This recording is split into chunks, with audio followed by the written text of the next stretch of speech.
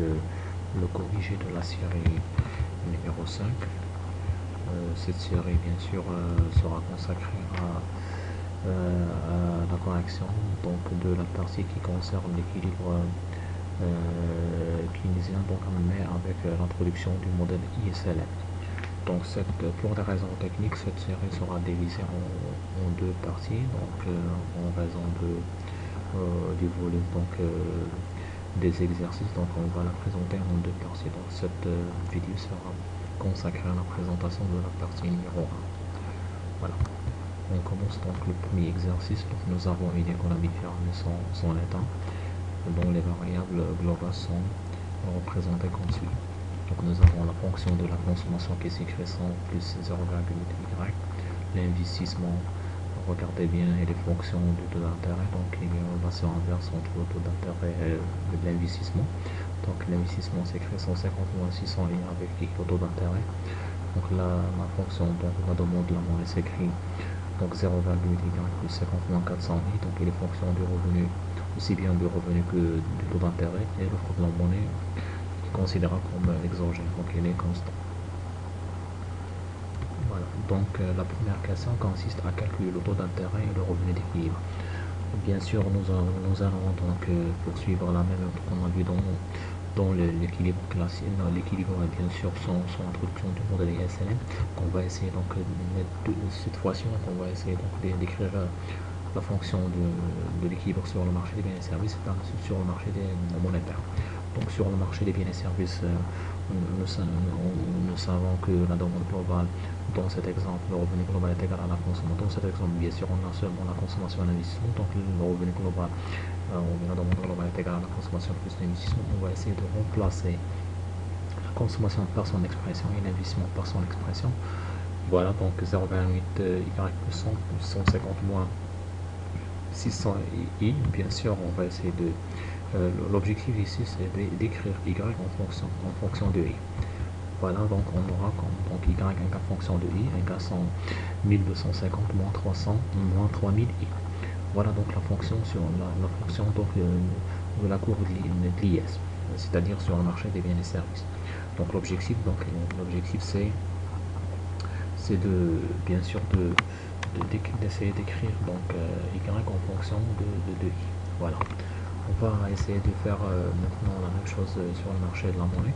Donc l'équilibre sur le marché de la monnaie consiste donc à égaliser l'offre et la demande de la monnaie. Donc on va essayer de remplacer la fonction de la demande de la monnaie par son expression 0,8 y plus 50 moins 400 i égale l'offre de la monnaie 150. Donc essayons de faire de la même façon qu'on a fait tout à l'heure. Donc on va essayer d'écrire y en fonction de i. On aura donc y égale 500 plus 2000 i. Donc c'est la fonction sur le marché donc monétaire. Donc à l'équilibre, bien sûr, en équilibre on a IS égale LM, donc l'équilibre sur le marché des biens et services correspond à l'équilibre sur le marché monétaire. Donc on va remplacer donc la fonction de l'IS et la fonction de LM. Donc l'objectif c'est calculer le taux d'intérêt d'équilibre. Donc il s'agit donc d'un simple travail mathématique de simplification. Donc 1250 moins 3000 égale. Donc ici c'est la fonction de l'IS, ici c'est la fonction de LM.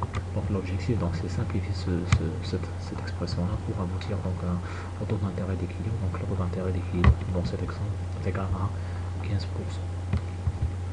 Donc on peut faire une vérification facile en remplaçant i, aussi bien sur le marché des biens et services que sur le marché des monétaires. Donc vous allez faire ce travail là. Donc c'est très simple de remplacer donc i par sa valeur 15% au niveau du marché des biens et services, et au niveau du marché monétaire vous allez trouver la même valeur. Donc maintenant on va essayer de trouver le revenu d'équilibre. On va essayer de remplacer on va essayer de remplacer i par sa valeur, c'est qu'on a trouvé tout à l'heure 0,15, dans l'équilibre sur le marché des biens et services. Donc 1250 moins 3000 fois 0,15, donc on aura un revenu d'équilibre de 800. Voilà. Donc la question 2 consiste à calculer donc la consommation et l'investissement à l'équilibre. Bien sûr c'est très simple, on sait que la consommation s'écrit 100 plus 0,8 y, on remplace y par sa valeur d'équilibre 800, on aura 740. Au niveau donc de l'investissement, c'est simple également. On va remplacer donc I par sa valeur 15% qu'on a trouvé, donc 150 moins 600 fois 0,15 est égal à 60. Voilà donc les valeurs d'équilibre de la consommation et de l'investissement. Voilà, donc c'est ça. Donc on sait déjà que la fonction de consommation est fonction de revenu, alors que l'investissement est fonction de l'investissement, du taux d'intérêt, pardon. Donc vous remplacez Y par sa valeur 800 dans la fonction de la consommation. Vous remplacez donc I par sa valeur d'équilibre dans la fonction de l'investissement. Vous aurez donc les deux valeurs d'équilibre. Voilà la nature de l'équilibre précédent, sachant que le revenu de plein emploi est de 950. On sait déjà que pour déterminer donc la nature de l'équilibre, il faut donc comparer la demande globale de plein emploi avec l'offre globale de plein emploi.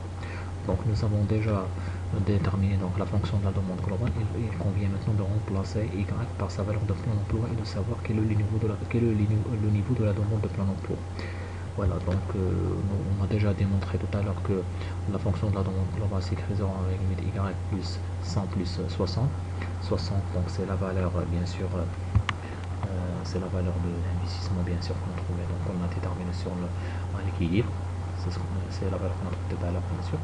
Donc on remplace Y par sa valeur de plein emploi à 950, on aura une demande globale de 920. Qu'est-ce qu'on peut remarquer? On remarque que la demande globale de plein emploi qui est égale à 920 est inférieure par rapport à l'offre globale de 950. Dans ce cas, on peut dire qu'il y a un écart déflationniste qui s'élève à la différence entre l'offre globale de plein emploi et la demande globale de plein emploi, c'est-à-dire 950 moins 920 est égal à 30.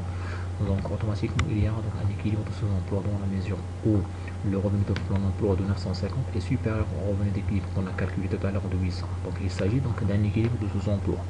Bien entendu, l'État doit intervenir dans cette situation pour bien sûr stimuler la demande globale à travers une politique de relance. Voilà. Donc maintenant donc on va essayer de voir comment doivent réagir le taux d'intérêt et l'offre de la monnaie pour bien sûr pour atteindre l'équilibre de plan d'emploi. N'oubliez pas dans l'exercice, dans la série numéro 4, nous avons traité en détail donc les mesures de la politique budgétaire, c'est-à-dire la politique budgétaire à travers donc la stimulation de l'activité économique à travers la dépense publique ou bien la recette fiscale. On a vu également la politique fiscale. Maintenant on va essayer de voir la politique monétaire, c'est-à-dire une stimulation de l'activité économique dans le cadre d'une politique expansive ou bien de relance. Comment donc stimuler la demande globale pour atteindre le niveau de plein emploi. Dans ce cas-là, donc l'État peut agir sur l'offre de monnaie pour agir bien sûr sur le taux d'intérêt et pour établir l'équilibre de plein emploi. On va essayer donc de calculer le taux d'intérêt qui permet donc d'atteindre le niveau de plein emploi. Donc nous savons que la fonction de l'IS s'écrit 1250 moins 3000. Donc on va essayer donc de remplacer Y par sa valeur de plein emploi qu'on a calculé, qu'on a donné tout à l'heure, c'est-à-dire 950. Voilà, donc 950 égale 1250 moins 3i. Donc pour ce revenu de plein emploi, il convient de s'interroger sur le taux d'intérêt correspondant, c'est-à-dire le taux d'intérêt de plein emploi. Donc le taux d'intérêt de plein emploi dans cette situation, c'est 1250 moins 950 divisé par 3000. On aura donc un taux d'intérêt de 10%. C'est logique, bien sûr, lorsque l'offre de monnaie augmente, automatiquement le taux d'intérêt baisse. Si le taux d'intérêt baisse, ça va stimuler aussi bien la consommation et l'investissement, ce qui va permettre de relancer l'activité économique, c'est-à-dire de relancer la demande globale. Donc, on va donc expliquer donc à la fin de cet exercice donc ce mécanisme. Donc, le premier constat, c'est que le taux d'intérêt a baissé. Bien sûr, on a calculé tout à l'heure un taux d'intérêt de 15%, maintenant c'est 10%. Donc, une baisse du taux d'intérêt va stimuler aussi bien la consommation et l'investissement et par la suite la demande globale. Voilà, donc le taux d'intérêt ici, donc c'est 10%. Donc l'offre de monnaie correspondant, bien sûr, il y a un équilibre entre l'offre et la demande de monnaie. Donc on va essayer de calculer l'offre de monnaie correspondant. On sait que la fonction de l'offre de la demande de monnaie s'écrit 0,8 Y plus 50 donc moins 400i. Donc on va essayer donc de calculer bien sûr l'offre de monnaie correspondante en remplaçant bien sûr les valeurs Y par sa valeur d'un plan d'emploi et le taux d'intérêt de plein emploi. Et donc on aura une offre de monnaie qui est égale à 200. Voilà. Dans cette situation, on va essayer de recalculer donc les valeurs d'équilibre de plein emploi, de la consommation et de l'investissement. Donc et on va essayer de faire une petite comparaison entre les valeurs d'équilibre et les valeurs de plein emploi. Donc voilà, la consommation, on remarque bien qu'il y a une augmentation de la consommation, puisque la consommation, bien sûr, va dépendre du niveau de revenu de plein emploi, donc de 950. Voilà, donc 1100 plus 0,8Y, donc ça va donner 860. Et bien sûr, comme j'ai dit tout à l'heure, donc l'investissement, donc baisse du taux d'intérêt, donc aura donc comme conséquence l'augmentation de l'investissement. Donc on aura comme valeur d'investissement de plein emploi 90. Si vous faites donc la somme 860 plus 90, vous aurez 950, c'est le revenu de plein emploi. Voilà. La question 5, donc on va essayer donc de se poser la question, est-ce que la monnaie est neutre ou bien active? On va essayer de justifier la réponse à travers donc la variation des deux variables, c'est-à-dire la consommation et l'investissement. Vous savez, le taux d'intérêt bien sûr, ainsi que l'offre de la monnaie. Donc nous savons que parmi donc les nouveautés donc de la pensée keynesienne, c'est que pour Keynes, la monnaie, contrairement à l'approche classique, n'est pas neutre. Donc elle agit de façon active sur les variables économiques. Donc, comme j'ai dit tout à l'heure, donc toute augmentation de l'offre de monnaie conduit à une baisse du taux d'intérêt, ce qui stimule à la fois la consommation et l'investissement, et par conséquent, ça va stimuler donc la demande globale. Donc, on va essayer donc de vous montrer comment toute augmentation de l'offre de monnaie donc va stimuler cet enchaînement-là qui va par la suite donc conduire à une augmentation de la demande globale et rétablir l'équilibre économique de plein emploi. Donc vous avez ici donc la situation initiale, c'est-à-dire le revenu d'équilibre de 800, et ici la nouvelle situation, c'est-à-dire le revenu de plein emploi. Et ici donc on va essayer de voir la variation des variables. Donc le taux d'intérêt donc pour la situation initiale c'est 15%, au niveau de plein emploi c'est 10%. Donc on peut constater qu'il y a une baisse de 5 points. Et faites attention, on ne dit pas une baisse de 5%, mais on dit une baisse de 5 points. 15% moins 10%. D'accord. Donc par conséquent, donc, au niveau de l'offre de monnaie, donc l'offre de monnaie initiale s'élève à 150, alors au niveau de plein emploi c'est 200. Donc c'est une augmentation de 50. Donc une augmentation de 50 au niveau de l'offre de monnaie donc, a contribué à une baisse du taux d'intérêt de 5 points. Donc en ce qui concerne les conséquences sur le marché des biens et services, remarquons que la consommation est passée de 740 à 860, ce qui correspond à une augmentation de 120, alors que l'investissement a augmenté de 30. Donc, regarde, donc là, donc ça illustre, si vous voulez, donc le rôle actif de la monnaie. Donc, la monnaie, donc, une augmentation de l'offre monétaire conduit donc à une baisse du taux d'intérêt. Cette baisse du taux d'intérêt a stimulé la consommation et a stimulé également l'investissement et a permis donc d'établir le niveau de plein emploi. Donc dans ce schéma, donc ce graphique donc permet d'illustrer cette situation. Regardez bien là la situation initiale qui correspond au point A, c'est-à-dire un revenu de 800 et un taux d'intérêt de 15%. Donc l'offre de monnaie s'élève à 150. Donc une augmentation de l'offre de monnaie, c'est-à-dire un déplacement de LM1 à LM2, c'est-à-dire lorsqu'on passe de 150 à 200, donc le passage du point A au point B, donc se traduit par une baisse du taux d'intérêt qui passe de 15 à 10%. Donc ce passage ou bien cette baisse du taux d'intérêt de 5 points en passant de 15% à 10% a conduit donc à un déplacement, à une augmentation du revenu global qui est passé de 800 à 950. Donc delta Y donc, correspond à plus 150. Donc ça illustre donc le rôle actif de la monnaie dans l'activité économique, contrairement à la pensée classique qui considère la monnaie comme une variable neutre et une voile qui cache une réalité d'un échange bien sûr de biens et de services contre des biens et des services. Donc la monnaie a un rôle actif dans l'activité économique selon la pensée keynésienne. Voilà. Donc passons maintenant à l'exercice numéro 2. Donc on considère maintenant une économie dont les variables exogènes et endogènes, je rappelle bien les variables endogènes, c'est-à-dire les variables sur lesquelles l'État peut agir. D'accord. Voilà. Dans l'activité économique, nous avons Donc les recettes fiscales, la consommation, l'investissement, la demande de la monnaie, l'offre de monnaie et les dépenses publiques. Voilà, donc les variables exogènes correspondent à l'offre de monnaie et les dépenses publiques, alors que les autres éléments sont des variables endogènes. D'accord. Donc partant de cette situation, donc la première question consiste à calculer le taux d'intérêt et le revenu d'équilibre. Donc de la même façon, on va essayer de chiffrer l'équilibre sur le marché des biens et services et l'équilibre sur le marché monétaire. Donc on a introduit ici dans cet exercice l'état, donc on va prendre en considération les dépenses publiques G. Donc Y égale la consommation plus l'investissement plus les dépenses publiques, remplaçant bien sûr la consommation par son expression, l'investissement par son expression pardon, et les dépenses publiques par leur valeur 1000. Mais faites attention, il convient de prendre en considération que la consommation est fonction du revenu disponible. C'est pour cela il convient de prendre en considération les recettes fiscales pour passer du revenu disponible au revenu. D'accord. Donc bien sûr j'ai introduit j'ai remplacé YT par Y moins T. Donc puisque nous n'avons pas ici les transferts et sont considérés comme nuls. D'accord. Donc on aura finalement une fonction de la demande globale après bien sûr simplification. Donc Y égale 3600 moins 750i. Donc l'objectif c'est calculer Y en fonction de I.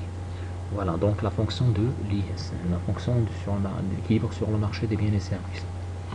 Voilà, donc c'est un simple travail bien sûr de mathématiques de simplification. Il convient de remplacer YT par Y moins T. Vous avez la fonction de T, c'est 0,27 plus 200, mais n'oubliez pas que vous avez ici un signe au moins. Et vous allez faire donc une simplification au niveau des étapes suivantes et vous aurez donc l'objectif c'est cela, donc c'est écrire Y en fonction de I.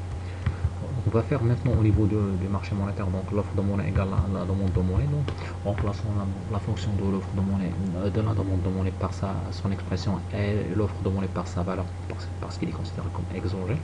Donc on va essayer d'écrire Y en fonction de I. On aura donc la fonction de l'équilibre sur le marché monétaire. Donc Y égale 2000i plus 3050.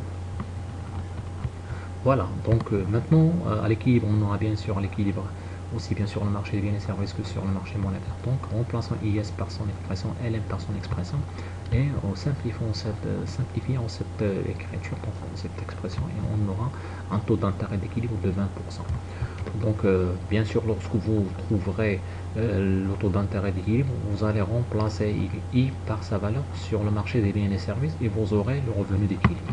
Donc le revenu d'équilibre c'est 3600 moins 750 fois I d'équilibre et on aura un revenu d'équilibre de 3450. Donc voilà les valeurs d'équilibre, un taux d'intérêt de 20% et un revenu de 3450. Voilà, donc les endogènes bien sûr de son modèle, comme j'ai dit tout à l'heure, c'est les recettes fiscales, bien sûr la consommation, l'épargne et la demande de monnaie.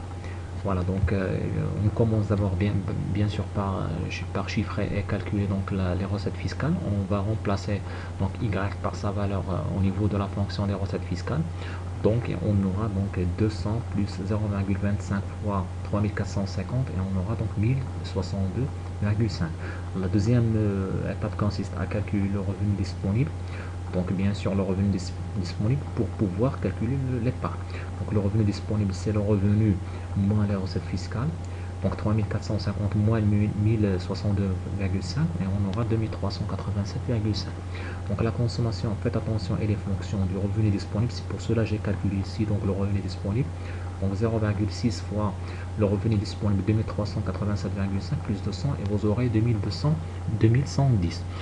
L'épargne c'est le revenu disponible moins la consommation, c'est-à-dire 2387,5 moins 2110, vous aurez donc 267,5. Et bien sûr la fonction de monnaie, il convient donc de calculer donc l'offre de monnaie correspondant en remplaçant donc elle par sa valeur, le revenu par sa valeur au niveau de la fonction de l'offre de monnaie, donc 0,2 fois 3450 plus 550 plus 590 pardon moins 400 fois 0,2 et vous aurez donc 1200. Voilà. Bien sûr, j'ai pas calculé ici donc l'investissement parce que je vais le calculer donc dans la question suivante qui consiste à vérifier l'équilibre emploi-ressources à injection fruit. Donc dans ce modèle-là, les emplois correspondent à l'investissement privé et l'investissement public, c'est-à-dire l'investissement et les dépenses publiques. Les ressources correspondent à l'épargne et aux recettes fiscales nettes. Bien sûr, on calcule l'investissement. Donc l'investissement s'écrit comme suit. Donc il convient de prendre en considération le taux d'intérêt d'équilibre, c'est 0,2 moins 300 plus 400. On a parmi les données, donc c'est les données de cet exercice, la fonction de l'investissement. L'investissement dans cette situation est fonction du taux d'intérêt. Il convient tout simplement de remplacer I par cette valeur au niveau de la fonction de l'investissement et vous aurez 340. Voilà, donc on peut calculer maintenant les emplois. 340 c'est l'investissement, 1000 c'est la dépense publique, donc on aura 1340.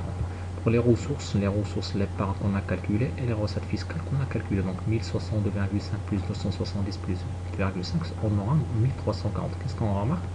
On remarque clairement qu'il y a un équilibre entre emploi, ressources et injection fluide.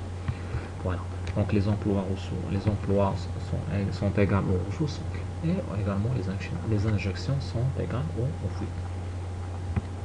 Voilà, maintenant on va essayer de calculer les paramètres marginaux de ce modèle-là. Donc on a deux paramètres marginaux, donc la propension marginale à consommer et la propension marginale à épargner. Donc la propension marginale à consommer consiste à chiffrer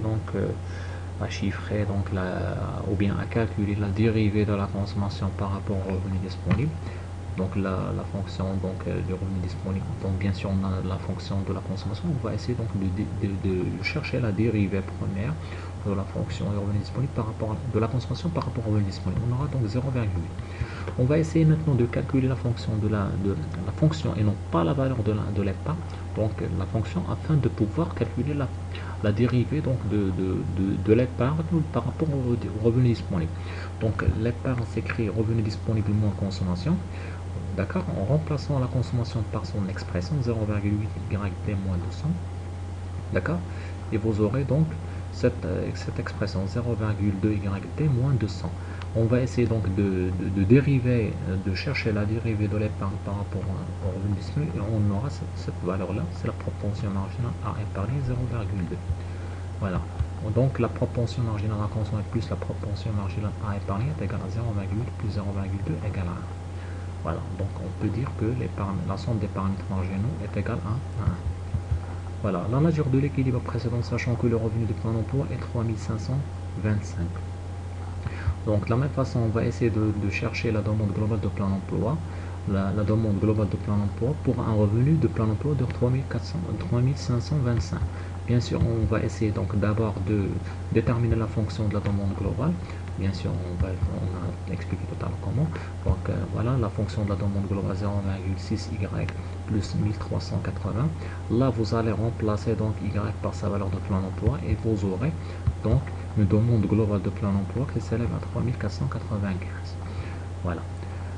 Le passage bien sûr de cette expression consiste tout simplement à remplacer les différentes variables par leurs valeurs respectives. Donc qu'est-ce qu'on remarque? On a une demande globale de plein emploi de 3495 alors que le revenu de plein emploi c'est 3525. Donc on peut constater qu'il y a un équilibre de ces emplois et un écart déflationniste. Un écart déflationniste de plus de 30 et un équilibre de ces emplois. Donc l'État doit intervenir dans cette situation pour établir l'équilibre de plein emploi. Bien sûr, on a choisi ici donc une politique monétaire une politique conjoncturelle, bien sûr monétaire, une politique qui consiste à stimuler l'activité économique à travers l'augmentation de l'offre de monnaie. Donc l'équilibre le revenu d'équilibre c'est 3600 moins ça, donc c'est la fonction de l'IS bien sûr. Faites attention, il faut toujours commencer par la fonction de l'IS et en déduire le taux d'intérêt de plein emploi. Donc ici c'est la fonction du liesse qu'on a calculé dans la première question. Maintenant il convient de remplacer y par sa valeur de plein emploi et chercher bien sûr le taux d'intérêt de plein emploi. Donc on aura un taux d'intérêt de 10%. Regardez bien là, le taux d'intérêt a baissé, donc on a calculé donc dans la question précédente un taux d'intérêt d'équilibre de 20%, mais le taux d'intérêt de plein emploi c'est beaucoup moins, donc c'est seulement 10%. Bien sûr, on va essayer de déterminer l'offre de monnaie de plein emploi. Bien sûr, l'offre de monnaie, il convient de remplacer Y par la valeur de plein emploi. Y est remplacé I par sa valeur de plein emploi. Donc, on aura une offre de monnaie donc, qui s'élève à 1255. Voilà. Rappelez-vous que l'offre d'emploi, l'offre de monnaie d'équilibre, c'était seulement 1200. Voilà, la nouvelle fonction de la demande, bien sûr, puisque l'investissement va augmenter suite à une baisse de taux d'intérêt, donc automatiquement la demande globale va changer. D'accord. Donc la fonction de l'investissement s'écrit 400 moins 300i. Donc remplaçant i par 10%, on aura 370 au lieu de 340. Donc on va essayer de chiffrer et de calculer, de déterminer la fonction de la demande globale, bien sûr en fonction d'un investissement nouveau qui s'élève à 370, c'est-à-dire en prenant en considération une variation positive de 30. D'accord. Donc la demande globale s'écrit toujours consommation plus investissement plus dépense unique. On remplace donc chaque élément par son expression, simplifiant tout ce travail-là. Et vous aurez donc une fonction de la demande globale qui s'écrit donc 0,6y plus 1410, soit une augmentation de 30 par rapport à la fonction de la demande globale initiale. Bien sûr, la question 56 donc s'interroger sur la neutralité ou bien l'activité de la monnaie. Est-ce que la monnaie est neutre ou bien active? Pour cela, donc, on va essayer d'avoir bien de chiffrer l'impact d'une variation de l'offre de monnaie sur l'investissement. D'accord, donc vous avez ici un petit tableau qui va vous permettre de schématiser donc cet impact. Donc nous avons ici la situation initiale, la nouvelle situation, la variation, donc ainsi que le calcul de la variation, la variation du revenu, suite à une variation de l'investissement. Donc dans une situation initiale qui correspond à un revenu de 3450, on a un investissement de 340. Alors qu'une augmentation de l'offre de monnaie a conduit vers une augmentation du revenu donc, qui est passé de 3450 à 3525 et l'investissement est passé donc à 370, soit en termes de variation une augmentation du revenu de 75, une augmentation de l'investissement de 30. Donc si on calcule donc si vous voulez donc la variation de l'investissement, la variation de revenu par rapport à la variation de l'investissement, c'est-à-dire 75 divisé par 30, on aura donc 2,5. C'est-à-dire ce qu'on appelle l'investissement marginal, c'est-à-dire de combien augmenterait donc l'investissement, le revenu suite à une augmentation de l'investissement. Donc on aura donc un investissement marginal de 2,5. D'accord, automatiquement cela permet de dire que toute variation d'une unité monétaire au niveau de l'investissement se traduit par une augmentation de 2,5 unités monétaires au niveau du revenu. Voilà.